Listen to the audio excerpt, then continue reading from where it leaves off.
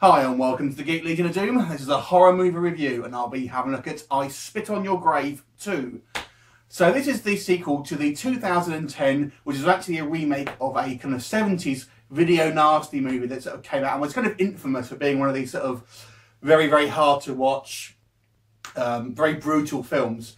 So just to touch on briefly about the kind of the original story, it was obviously a kind of rape revenge thriller where a woman is basically brutally gang raped and ultimately gets her revenge on her sort of captors and rapists. And this really is the a kind of similar story. Now there will be a few minor spoilers in here. I'll try and avoid any major ones, but to talk about the film I have to kind of maybe go into a little bit what happens.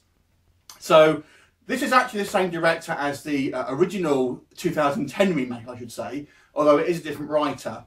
But it actually doesn't have any sort of relevance to the first film. It's all completely different characters, but it's just another kind of rape revenge thriller.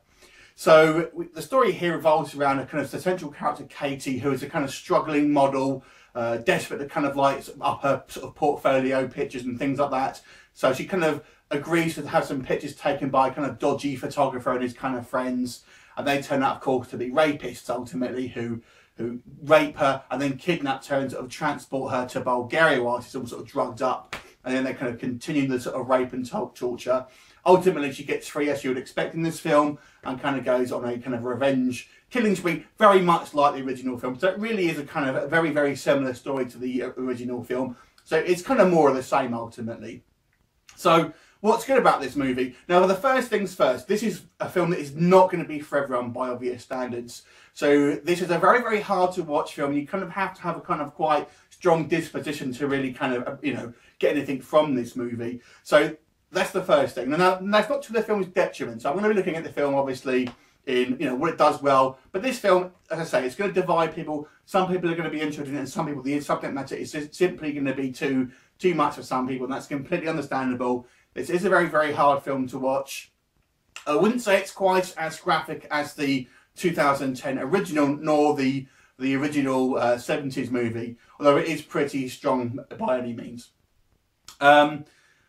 The acting, I think, was very good. The main actress, I forget her name, the one who plays Katie, I thought we did a really decent job. And you kind of, if you think about all this kind of the range of emotions that obviously she went through throughout this movie, you know, I think she does a pretty decent job. And, you know, I have to sort of tip my hat to her, obviously, and very much like obviously the original film. She spends a good portion of this film naked and kind of, you know, acting like she's being abused and whatnot.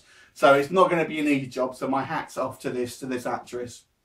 And generally speaking, the majority of cast, I think, are all pretty decent as well. I think the directing, it's a relatively well-made film. It kind of looks professionally made. I have to say the editing isn't fantastic. There's a few instances where it just seems to fade to black with no real purpose. So that is kind of a technical issue that I have. I think the main gripe I have about this film is there's quite a lot of instances where there's a convenience. And this is where I'm going to go into a couple of bits of spoilers here. So we take the beginning, for example. We're told that she's this sort of struggling actress, struggling model, and she needs some photos taken. It just so happens in the very sort of cafe where she's sort of waitressing, there happens to be an advert offering free photo shoots. Convenience. The second thing you've got is, you know, after she has this sort of photo shoot and decides she doesn't want to sort of continue with it because you know, she's getting a bad vibe from them or what have you. She goes out and sort of brushes her teeth or throws the rubbish away or something, and she leaves her door unlocked for probably no more than 2 minutes. And of course, it's convenient that's actually the only time that one of these guys decides to enter her house. The whole other time it's obviously locked up. Things like that. And there's a couple of other bits that are kind of throughout the film, again, where it just seems convenient. How she escapes is just a little bit too convenient for me. And also, I have to say, the way she kind of ultimately lures the kind of the rapists into her kind of trap to sort of get revenge. Again, it just seems a little bit too sort of perfectly planned. They just kind of almost willingly kind of just fall into these traps very sort of easily. And it just seems, again, there's so many things that can go wrong. There's one instance where she's attacking someone in a public loo, and no one happens to sort of try and get in while she's kind of murdering this bloke. And that's I guess the main issue with him. And it's a very strong film to watch. And as I say, it's got a different script writer, and the script writer generally made a lot of films for TV. So maybe that's kind of why it's kind of a little bit less gruesome than the kind of the original. But don't get me wrong, this film is still a very, very graphic film, and there's obviously a very brutal rape scene and torture scenes and whatnot, and some of her revenge tactics are again pretty damn disgusting, or very, very hard to watch in regards to making you wince and whatnot.